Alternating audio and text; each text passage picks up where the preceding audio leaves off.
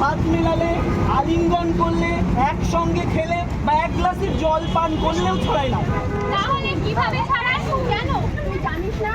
অসুরক্ষিত যৌন সম্পর্ক, সংক্রমিত রক্ত, একই সুচ বা সিরিঞ্জ ব্যবহার এবং সংক্রমিত মা থেকে সন্তানের মধ্যে এইচআইভি ছড়াতে পারে। তাই তো গর্ভবতী মায়ের করা খুবই জরুরি। আর যদি পরীক্ষায় এইচআইভি ধরাও পড়ে তাহলে ভয় নয়, সরকারি হাসপাতালে বিনামূল্যে একটি চিকিৎসা পাওয়া যায়। আচ্ছা, এইচআইভি মানে কি জীবন শেষ? একদম নয়। এইচআইভি আক্রান্ত ব্যক্তিও যদি সময় মতো চিকিৎসা নেয় তাহলে সে দীর্ঘদিন সুস্থ স্বাভাবিকভাবে জীবনযাপন করতে পারে। আর আমরা কি করি? তাদেরকে এড়িয়ে চলি, তাদেরকে অপমান করি। আরে এটাই তো বদলাতে হবে। এইচআইভি আক্রান্ত ব্যক্তিকে নয়, এইচআইভিকে ঘৃণা করতে হবে। তাহলে তো সম্মান, সহযোগিতা এবং ভালোবাসাই এইচআইভি রোগীর প্রধান শক্তি। মনে রাখবেন, সচেতনতা এইচআইভি প্রতিরোধের মূল অস্ত্র। তাই নিরাপদ জীবনযাপন করুন। প্রয়োজনে এইচআইভি পরীক্ষা করুন। আচ্ছা, আমি বুঝতে পেরেছি। আজ থেকে আমি আর কোনো গুজবে কান দেবো না। একদম তাই। এসো সবাই মিলে আমার সঙ্গে বলেন, শোনো শোনো শোনো বন্ধু, শোনো দিয়া মন, এইচআইভি কথা আজ করিব বর্ণন। শোনো শোনো শোনো বন্ধু, শোনো দিয়া মন, এইচআইভি কথা আজ করিব বর্ণন। গর্ভবতী হওয়ার 3 মাসের মধ্যে এইচআইভি পরীক্ষা অবশ্য করিবে। মা বলতি ভরে ভরে চিকিৎসা করে নিও।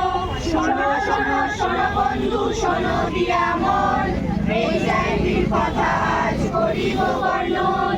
এইচআইভি আক্রান্তকে অবহেলা না করিও, সরকারি আইন আছে তাও জেনে নিও।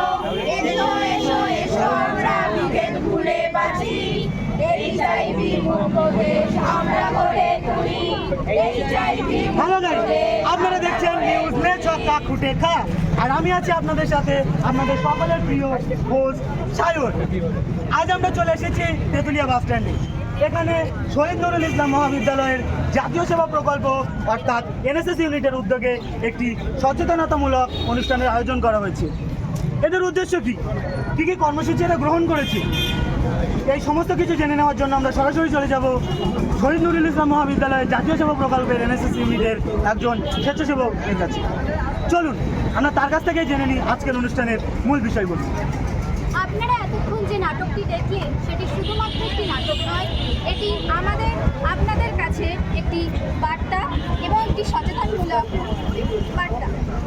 আমাদের আজকের আহ্বান, এইচআইভি এইডস মূলত কোনো সাধারণ একটি রোগ হিসাবে আমরা মেনে নিতে পারি না, বা এই নিয়ে আমাদের মধ্যে অনেক ভুল ধারণা আছে। এই ভুল ধারণা ভাঙতে আমাদের প্রয়োজন নিজেদের মধ্যে একতা করতে। প্রথমত, এইচআইভি আক্রান্ত ব্যক্তিদের ঘৃণা নয়, আমাদেরকে তাদেরকে ভালোবাসতে হবে, তাদেরকে সম্মান দিতে হবে। এইচআইভি আক্রান্ত ব্যক্তির সাথে কথা বলা, পাশাপাশি বসা, মেলামেশা করা এবং একসঙ্গে খাবার মধ্য দিয়ে এইচআইভি ছড়ায় না। তাই আসুন আমরা একসঙ্গে বলি, ভয় নয়, সচেতনতা ছড়িয়ে দিন, বৈষম্য নয়, মানবিকতা ছড়িয়ে দিন। আসুন আমরা সবাই একসঙ্গে বলি, এইচআইভির বিরুদ্ধে লড়াই। আমাদের এইচআইভির বিরুদ্ধে আক্রান্ত মানুষের বিরুদ্ধে লড়াই নয়। আসুন আমরা সচেতন হই এবং অন্যদেরকে সচেতন করি।